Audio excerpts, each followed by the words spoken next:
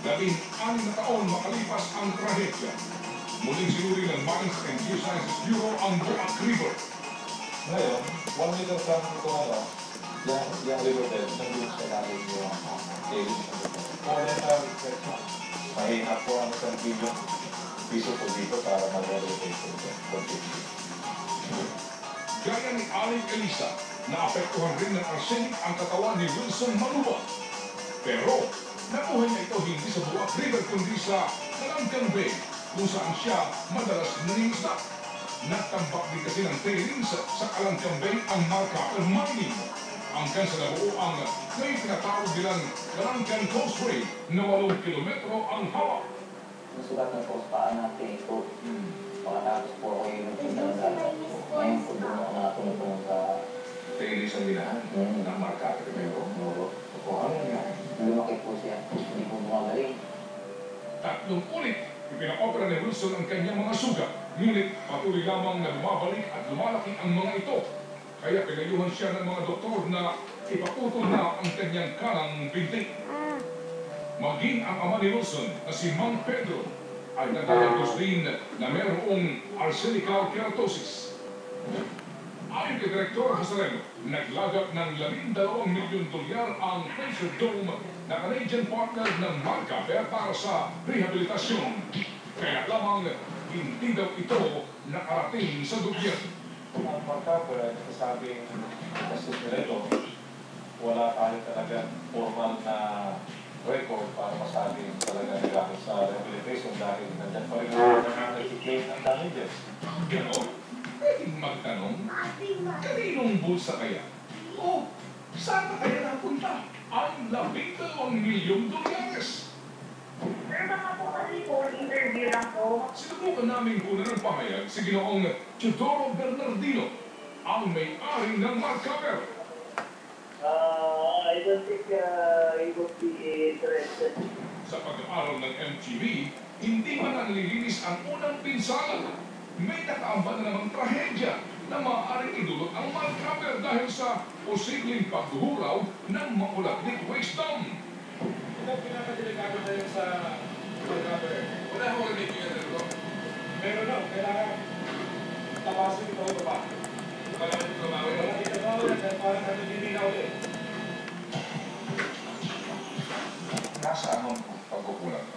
Para sa akin, sa kanil pa rin ng gobyerno eh. Klaro naman kasi yung nagkasala eh. Hindi naman kailangan hanapin pa eh. So kung talagang pinursige ng gobyerno, palagay ko nagkaroon ng hustisya. Hindi lang yung mga tao, kundi pati yung kapaligiran. Tila hindi pa yata nagiging leksyon ang karanasan natin sa Malcapel Mining. Marami pang mining companies ang pagkatapos pagkakitaan at wasakin ang ating mga likas na yaman, basta na lamang tayo tinakasan. Dito sa Bagakay Mine sa Hinabangan, Samar, na namumuna sa listahan ng mga marumi at delikadong abandoned mine sites. Hindi na rin daw mahabol ng pamahalaan ang kumpanyang nagmamay-ari nito. Kaya ang pondong ginagamit para sa rehabilitasyon galing lang naman sa kaban ng bayan. Nagkaroon ng pag-aaral ng DEA at MTV kung magkano kinakailangang gastusin para ma-rehabilitate ang lugar at malinis ang duming iniwan ng minahan. Mga 300 milyong piso ang kailangan. Nakakuha ang gobyerno sa World Bank na 40 million pesos. Ibig sabihin, ikaw at ako mag-aampagan para bayaran ang utang na ito na permission dulot ng minahan. Tama ba yan? Gobyerno na nga ang sasagot sa rehabilitasyon, wala pa raw nga pala ang host community o ang lugar na pinagminahan mula sa kumpanya ng minahan. Nung mag-umpisa yung mina sa 1956, yung ba, third class. Samantala, malaking banta naman sa kalusugan ng mga taong nakatira sa paligid ng abandonadong Palawan Quicksilver Mines sa Puerto Princesa ang iniwan nitong mercury contamination sa lugar na pinagminahan. Hindi ba dapat dito Pinapagano na yung lugar. Dapat pati mga nakatirang tao dito, ibigyan ng warning na delikado ang mga isda dito sa tubig na to kasi may mercury ito. Even yung pagtira nila sa paligid ng dito sa dating minahan, dapat hindi din sila nakatira dyan.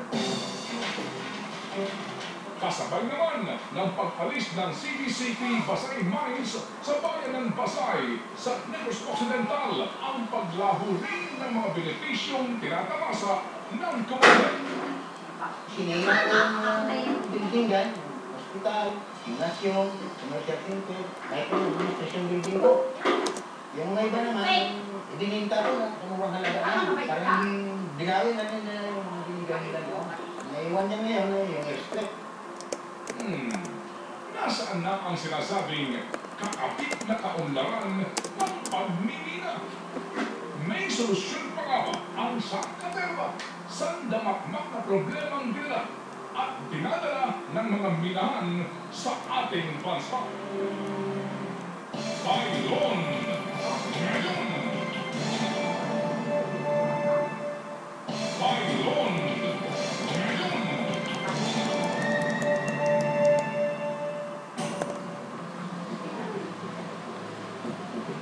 Kung gaano nga raw karami ang minahan sa Pilipinas, mas marami pa ang bilang ng mga problemang dulot ng mga ito.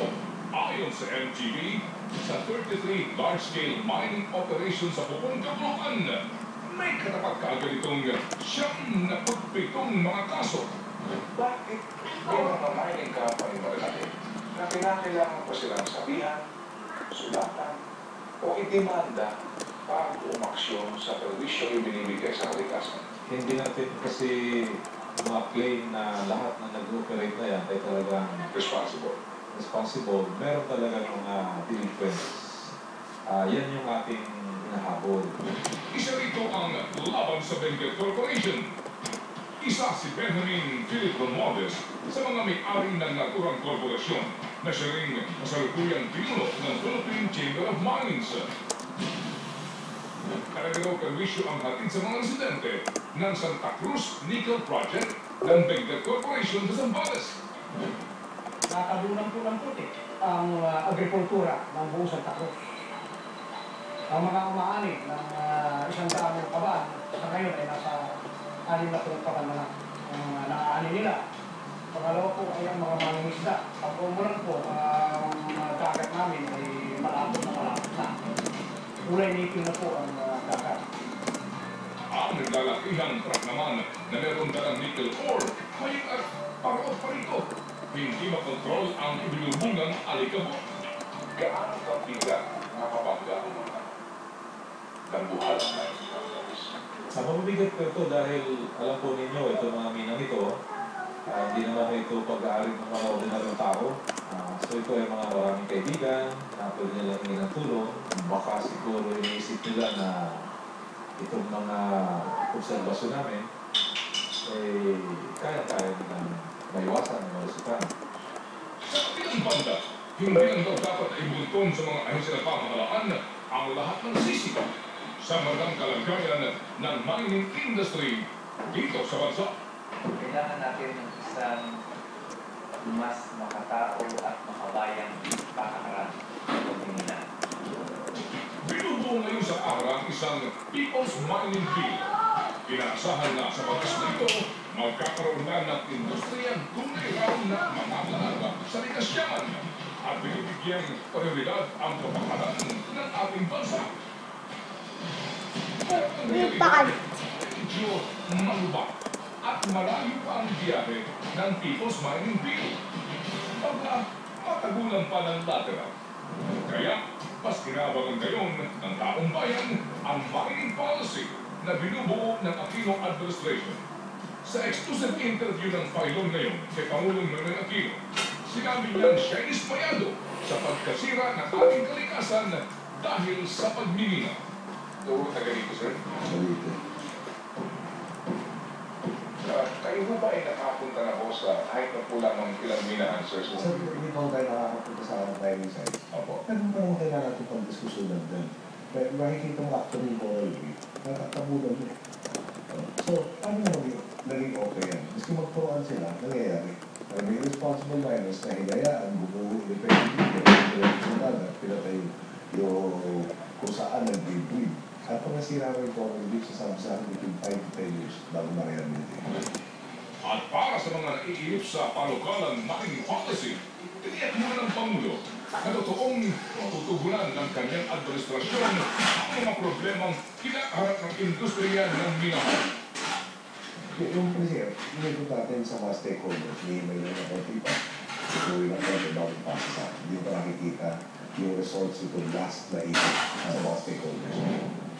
Ngunit parang bantulot pa ang Pangulong Aquino sa pagsabi kung ano ang magiging laman ng kanyang mining policy. Pero napagalaman ng Pangulong ngayon na ang sinasabing mining policy ay isa ng executive order. Sa pinakahuling balangkas ng nasabing EO, ipinapanukala na magkaroon ng insurance coverage ang mga minahan na siyang sasagot sa pagkasirang idudulot nila sa kalikasan. Mas maliwanag daw din dito ang mga lugar na hindi nagtakot ang minahin at kasama na dyan ang Palawan. Ikinikit din ng national government na manatili ang kontrol niya sa mga mining concessions. Ngunit, kinikilala pa rin nito ang autonomiya ng mga LGUs. At panghuli at siyang sinasabing pinaka-importante at malamang na kontrahin daw ng mga mining companies ay ang pagdagdag ng excise tax mula 2% ipinakatagdang maging 7%. Sumunod ka naman sa batas. Pwede ka naman kumita, no? Na hindi ka na may reason. Sa ngalan ng patas na pagbabalita, hiningi namin ang panig ng Chamber of Mines kung saan ang Pangulo ay si Ginoong Benjamin Philip Romualdez. Dinaan natin sa sulat. Sa pagtawag at pag-text at maging sa panawagan sa radyo, pinapunta ko ng interview. Para pakita natin sila. Pero tumanggi silang humarap sa amin. Wala daw silang mapapala sa mga programa ng inyong lingkod. At iniwala silang sapat na ang mga paliwanag ng kanilang grupo sa iba't ibang mining forums para ipagtanggol ang kanilang posisyon. Kinuha rin namin ang paliwanag ng mga kumpanyang nadawit sa istorya ito. Sa kanilang padalang liham, nagkakaisa ang Tagarito Mining Corporation, Platinum Group Metals Corporation, at Shenzhou Mining Group na nakaka-apekto sa pending case na sinamparan TRICOM ang kanilang pagharap sa aming kamera. Marino pa silang kastibuhin ng hukuman dahil sa usapin ng subjudice. Sa liham naman ng ating bansa, si Magmina, umayos naman kayo. Aba wala namang bulangan. Pwede mo lang katipan ng kita 50-50. Pwede naman, lagi na rin ako hindi maka... Ang tipet, Sa akin ninyo ang aming ayan, Dumihan ninyo ang aming kapaligiran, isang billion na kagad ang mundo. Hindi kaya yun? At kung ayaw ninyo, kaya kayo lumihan. Ayaw mo yan? Oo. Di ba? Gusto mo, dede siya. Gusto ko rin. Ha? Dede ka? Para maunawaan ang lahat. We will simplify.